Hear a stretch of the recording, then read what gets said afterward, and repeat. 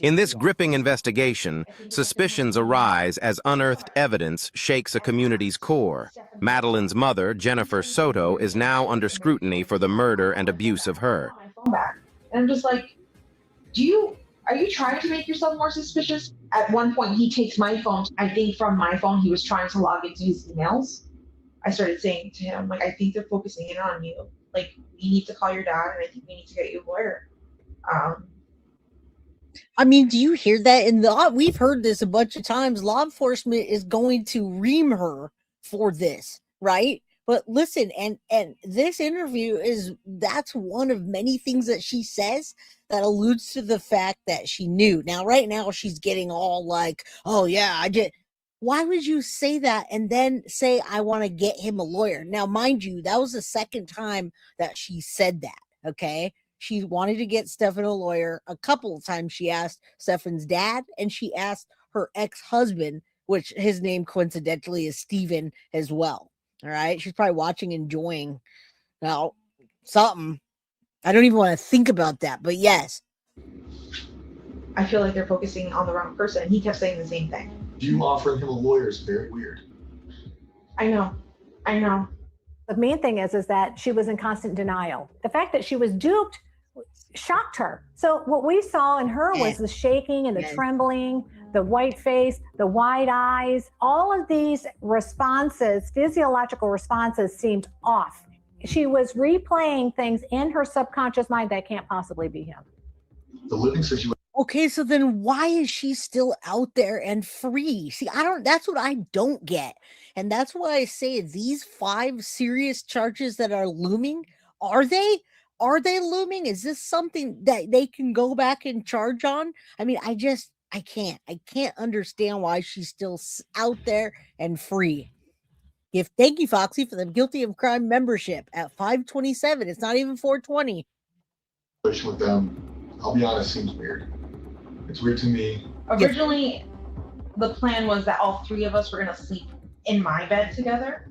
It wasn't until June that he got his own bedroom and I sent him upstairs. That's where the request for sleepover started. Okay. And I kept telling her no. When you guys slept in the same bed together, did you ever wake up and find them cuddling? Did you ever wake up and find them closer than you thought they should be? They would snuggle, yeah. Okay. But we all snuggle. And you never found that weird? No. I think people felt like Jen Soto led her daughter into that situation by allowing her to sleep with Stefan Stearns. And people wanted to know, aren't you asking questions about that? Now, listen, you got to also remember that she put up a GoFundMe, right? Or whatever it was, give, get, send, go, GoFundMe. And she put that up for Maddie's funeral. Now, Maddie's funeral was donated by a local person in Florida.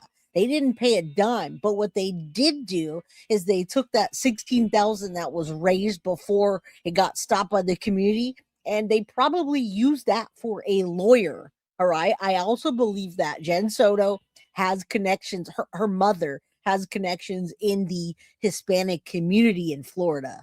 All right. So I don't know that she made a deal because we would know about it. There's documentation that we would be able to find. I don't know that they could seal that, but either way, she's not in jail. She's never been charged.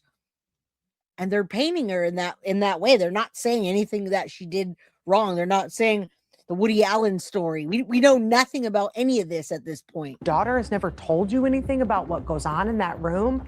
And this had been going on for years, since she was like 8 years old. Let's be very clear. There's only one man responsible. But yes, the mother of this child, she's got some culpability here. And I've seen this many times over the years. The mother either doesn't want to believe it or purposefully looks the other way. Now you know you victimized her for a long time, right? Under your roof, with you home most likely. I can tell you that today, they're still downloading his Google Drives. They're still going through his social medias, and we can now piece back her victimization in your house under your care to 2020. We're looking at a minimum of 3.5 years. So at a certain point, I do believe you became aware of what was going on. No.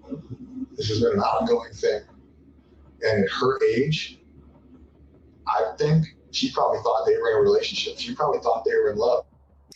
And I've always believed that. Now, remember, we're talking about 5 looming charges that Jen Soto was never charged with. And will she be?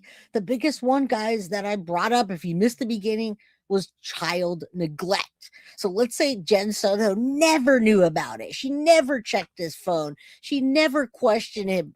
Child neglect is still a serious charge in Florida. Florida defines child neglect under the statute 82.703 and is treated as a serious criminal offense. It can be charged even when no physical injury occurs, and the penalties escalate if the child is harmed or dies. And we can get into it further like we did earlier, or you can go back and take a look at it. But what it is, child neglect, whether she knew or she didn't, she failed to provide Maddie with necessary care, supervision, and services to maintain her physical and mental health. She also failed to make reasonable efforts to protect her child from abuse, neglect, or exploitation, right? All of those things, in my opinion, she's guilty of. Yes, the mother should have known, should have kicked him out of the house and removed the daughter from harm's way. Absolutely. That's a parent's job. But you have to understand the level of manipulation that takes place on the part of these predators. It's a horrifying thing to think about, what this child went through. If I knew anything, I promise you, I would tell you. Like, I am willing to take a lie detector test. I was oblivious to this everything. 4 years? Minimum. That's just how that far back the cloud goes.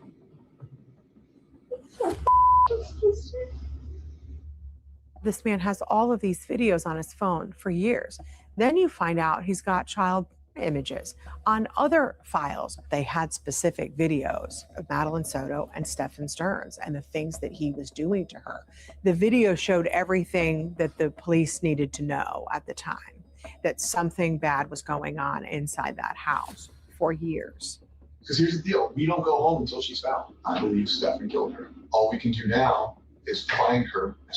And again, she's going to talk about the evil thing. The CSAM, she doesn't find evil, but him taking her life, she does. Now, we just hit 222. Say a prayer that Jen does get, or Maddie gets the justice she deserves, and Jen doesn't walk away with nothing. Now, again, if she does, that's going to be on her the rest of her life, and we are not going to get rid of that stain in Florida. And if you guys know and you're from Florida, then you know what stain Casey Anthony left. All right, let's keep going. As quickly as possible. I don't want to believe he killed her. I want to believe she's still alive and that she got kidnapped, but that doesn't seem like that's the case at all. Remember, this community thought there was a little girl who had vanished. Now they realize that she was living in a house of hell. They say no. When you guys showed me the picture of her, I believed the sexual stuff, but I didn't want to believe that he had done anything evil to her. And the community was outraged. And how many people were so pissed off when she said that? Oh, I didn't want to believe that he did something evil, but she didn't find it to be evil about all of the CSAM and everything she's heard. Remember, she saw the pictures in that interview. He busted out with those pictures. That I believe that's what the result of her saying that's effing gross and trying to cry. At that moment, not at Stephen Stearns, at Jen Soto. Now you have an arrest of the mother's boyfriend, the live-in boyfriend. So of course you're going to look and scrutinize the mother. What did she know? Should she have known? So that's why a lot of people are wondering, why isn't she arrested for something? But you've got to have enough evidence. Prosecutors just can't go on hunches. Although we have not found Madeline, we are now confident that she is dead. Our detectives have determined that Madeline was never dropped off on the morning of February 26th near her school. Instead, we believe she was already dead and that Stephen Stearns moved her body in the early morning hours on that day. He stuck to the story that Madeline Soto was asleep in the front seat. That made sense if you're thinking about, what if somebody sees me going in and out and they... And listen, that's my whole point to this episode is, well, first of all, I wanted to document the full Madeline Soto story in one episode. But secondly, a neglect means that you did nothing.